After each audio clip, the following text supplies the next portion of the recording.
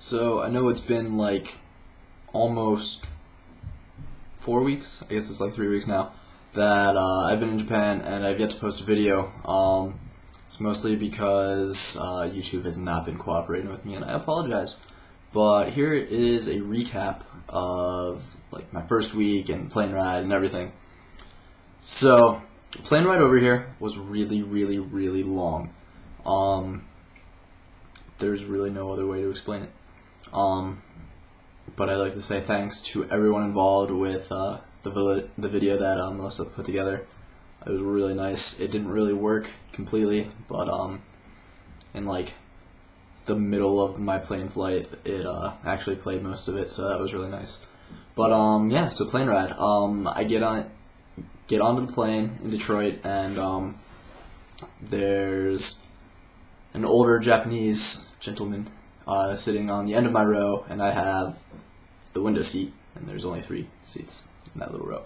Anyway, so this old Japanese guy was really nice, and so like he introduces himself to me, I introduce myself to him, and he asked where I'm staying. So I told him, oh, I'm staying in Funabashi. And he's like, oh, I know that. And so there was like this handout on the seat that he took and like pulled out a pen and like drew a map from how to get to Funabashi from the airport that we're going to land at. And so after he finishes drawing that map, he like shows it to me and he explains like, oh, you don't want to take this line, you want to take the other one, it's cheaper, blah, blah, blah. And so then he decided that map wasn't good enough. So he pulls out a pad of paper from the hotel he stayed at and then drew the map again and then gave that to me.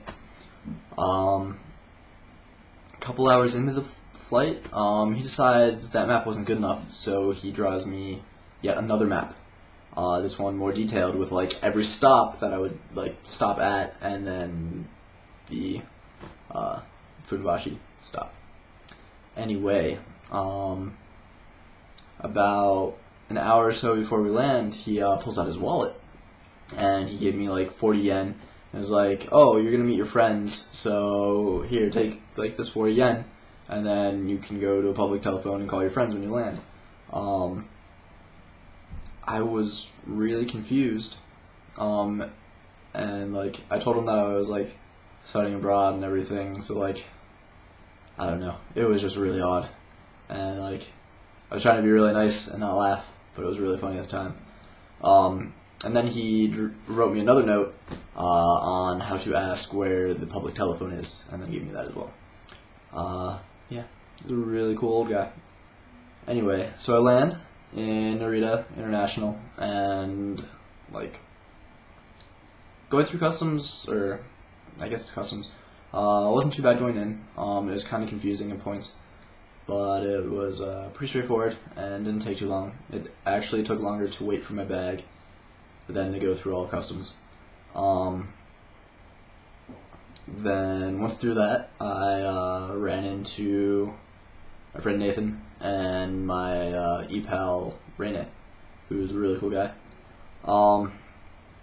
So running around the airport wasn't really too exciting. I got my cell phone, which I have here.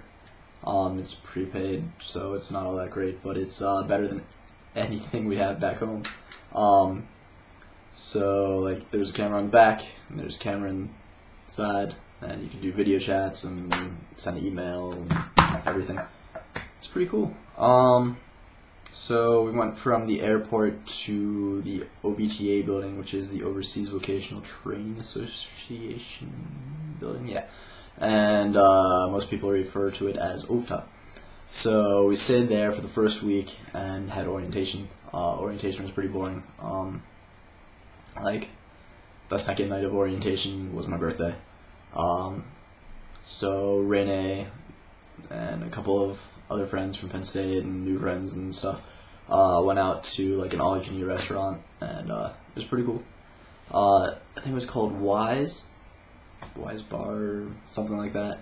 And like this restaurant was kind of interesting. Like it was buffet style, but also like the bar was buffet style. So there was just like a bunch of alcohol laid out, so you could just go pour your own drinks and mix whatever. And yeah, so it was really weird to see little kids just running around but it's Japan, so you kind of get used to it fast. The beer dispensers are really sweet because you put your mug in it and then it like tilts up, fills a cup with beer, and then tilts back down and then like puts foam on top for whatever reason. So yeah, that was my birthday. It wasn't really all that exciting. Like Renee gave me a couple of gifts, like my K tie straps and a card, and it was nice. Yeah. Actually, first night of orientation, we actually went out to karaoke, which took us a little while to get into, but it was a lot of fun. Yeah. So that was the first week in a nutshell. The second week wasn't really too exciting either. Like, we had a placement test, and I got this hoodie. And the sweet thing about this hoodie is that the zipper goes the entire way to the top, so you can do sweet stuff like this. And you probably can't see in the video, but the zipper is actually like rainbow striped. It's kind of weird. But yeah, it's a badass hoodie. So yeah, I guess I have to keep this video short because YouTube doesn't like my long videos, so I will be posting later. Bye.